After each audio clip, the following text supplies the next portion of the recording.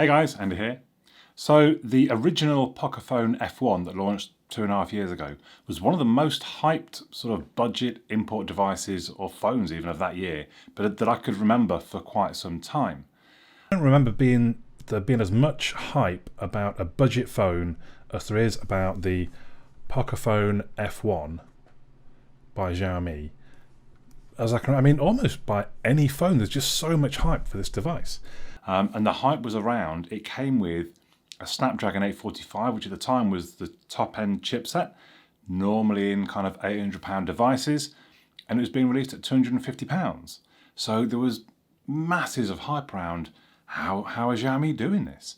And obviously they've kind of maintained that to an extent in various different budget devices, but in most cases it has been more budget hardware that's kind of matched the price. Still great value, amazing value, performs amazingly well, but never sticking that top-end chipset in there.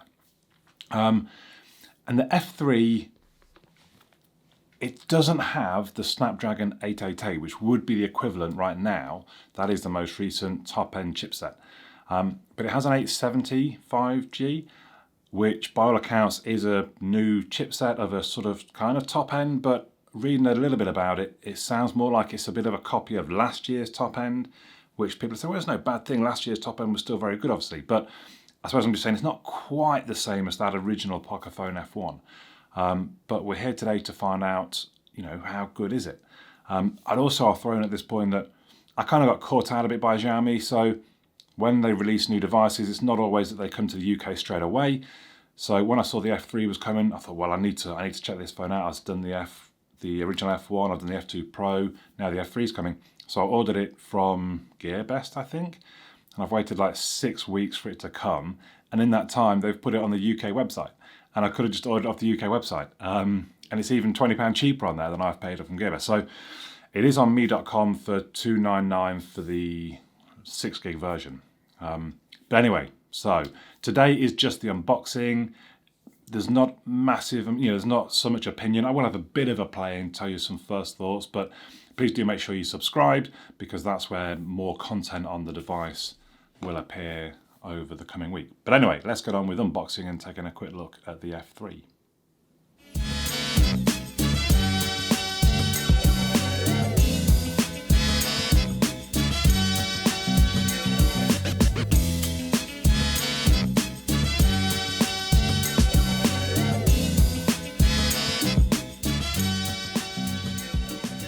So let's go ahead and, it's a fairly sort of normal standard Xiaomi box these days.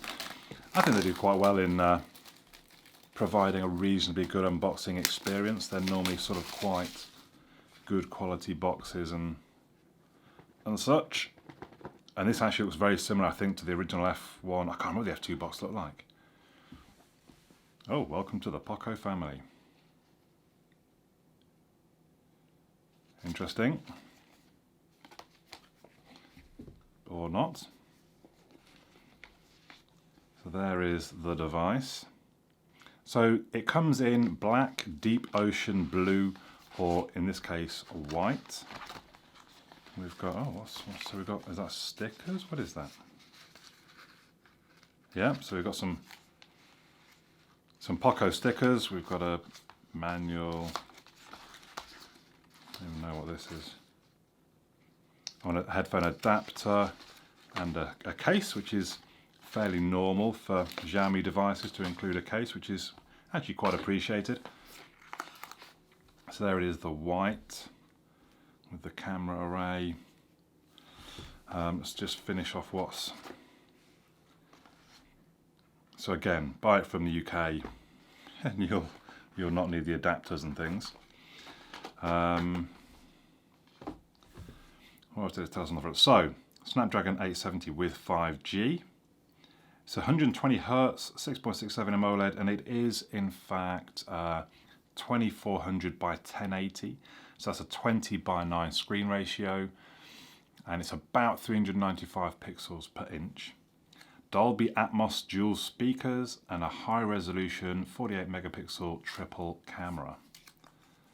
So it's still, although it's not the top end chipset, it's still got some reasonably impressive specifications.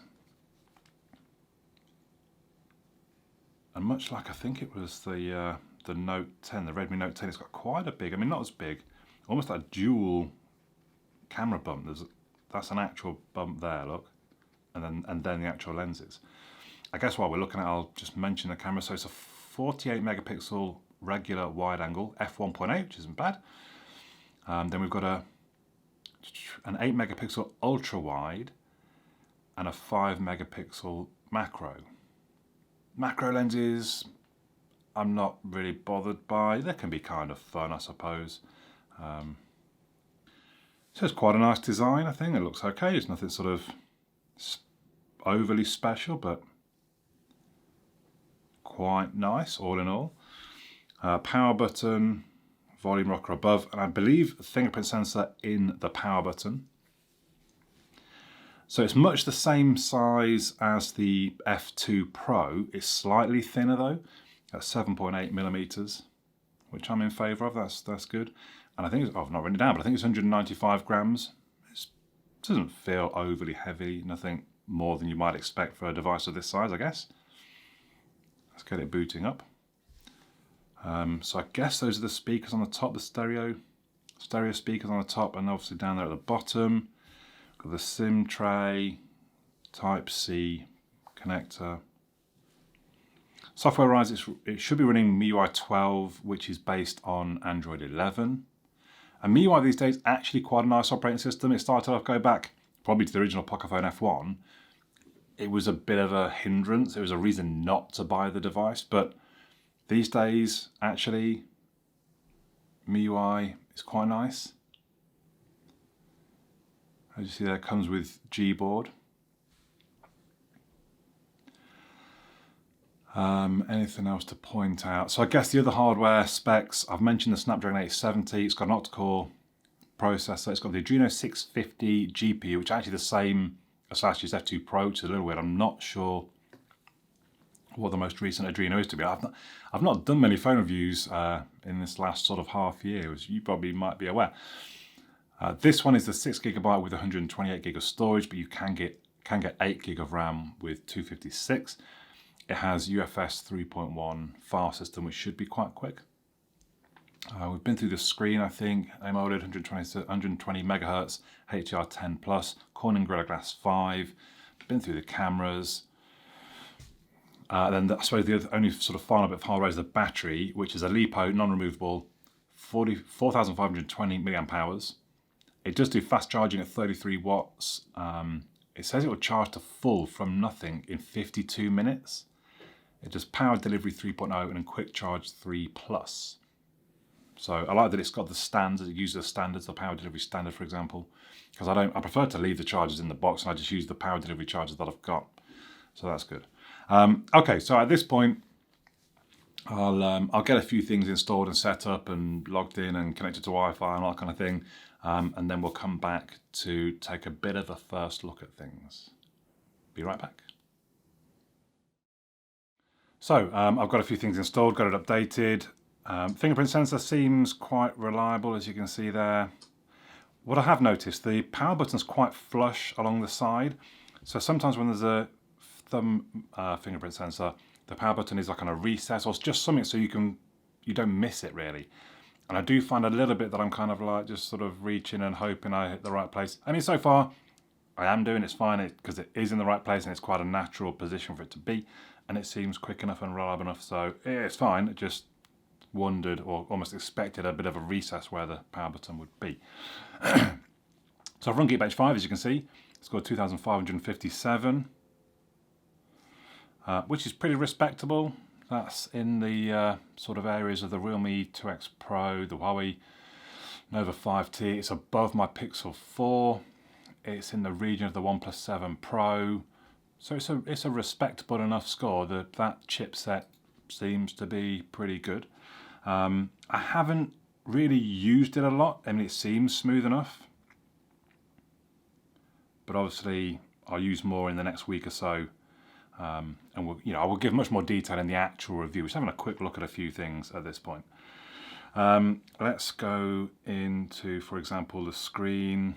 Not sure what that is. That's not Google Now, so that's obviously something that Xiaomi's done. But I like just things like, you know, the swipe up. I like the sort of, so that's quite stock looking. We have got this side swipe to bring up meter to check the speakers. What else have I got? I don't know, maybe that's it. But yeah, so I will go, this is just the unboxing. I think generally the screen looks quite good. The speakers, interesting. Let's go to a podcast.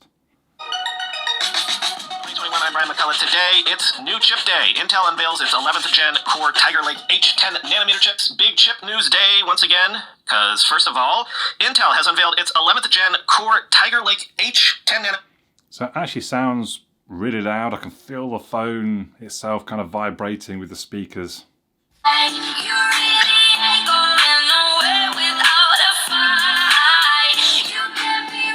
play it for too long, I'll get taken off YouTube.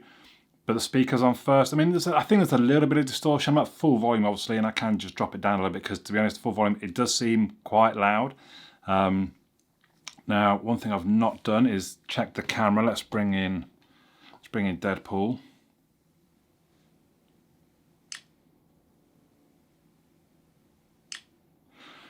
So again, the shutter seems quite, you just fell off the back. The shutter seems quite fast, which is a good start. And at a quick look, the images, they look okay. It's maybe the red doesn't pop as much as I might have expected.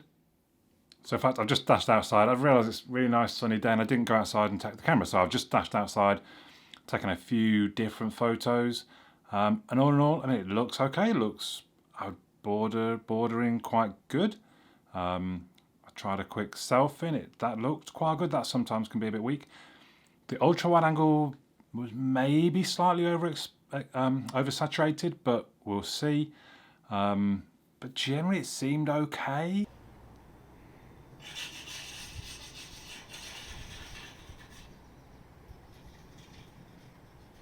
We'll see. And obviously I'm going to use the camera a lot more over the next few days.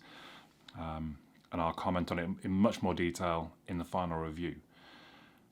Early impressions though, I mean, I think the screen is actually really nice. One thing, when I was looking at the photos, you realise how sort of bright and vivid the screen looks. But yeah, you realise how bright and vivid the screen is. Really nice. It seems plenty fast enough. MIUI, like I say, is actually quite a nice experience these days. I've got it on dark mode, as you can see, which generally, it's kind of a self-done, I don't know what I want to call it, self-done dark mode. But yeah, MIUI generally is quite nice these days. The camera seems okay. The speakers seem pretty good. So far, it seems to be quite a nice, I like the design of it. Build quality is good. Yeah, there seems to be a lot of positives with it at the moment. But as I say, this is just a first look. I'm going to use it kind of, well, as my main device for the next 4, 5, 6 days. And then I'll probably make some other videos. I'll put some video quality videos up and I might test it against the Redmi Note 10 and stuff like that. So do subscribe if you haven't already to make sure you don't miss all the other content. If you've got any questions, please let me know in the comments down below. I do read them all and I answer where appropriate. Please consider contributing. I've bought this myself. I buy all my devices myself. If more people contributed, I might buy more devices, do more videos.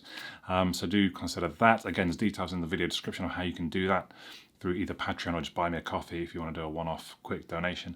But that's it for now. My name's Andy. I'll catch you all again soon.